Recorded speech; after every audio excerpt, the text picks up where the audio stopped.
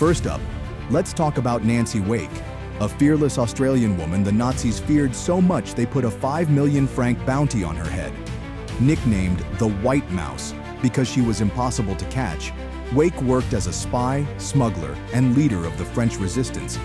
She personally led attacks on German convoys, parachuted into occupied France, and at one point killed a Nazi with her bare hands to keep her mission from being exposed.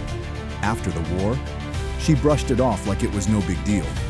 "I hate war," she said, "but I had a job to do." Now, if you think only men ruled the skies in World War II, think again.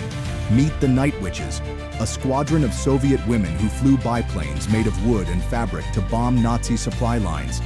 With no radar, no parachutes, and an engine that barely worked, these women silently glided over enemy bases at night, dropped bombs, and disappeared before the Germans could react. The Nazis were so terrified of them that they gave them their infamous nickname, because when they heard that eerie whoosh before an explosion, they knew death was coming. Most people tried to escape Auschwitz. Witold Pilecki broke into it. This Polish officer volunteered to be captured by the Nazis so he could infiltrate the death camp and report on what was happening inside. He spent nearly 3 years inside, organizing resistance movements and smuggling out intelligence. His reports were some of the first proof the Allies received about the Holocaust.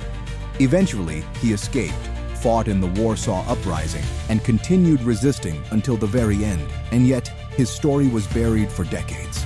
Speaking of Warsaw, let's talk about the Home Army, a group of Polish resistance fighters that turned an entire city into a battlefield against the Nazis.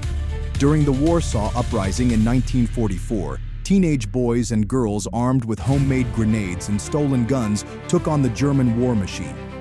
They held out for 63 days, longer than some entire countries had against the Nazis.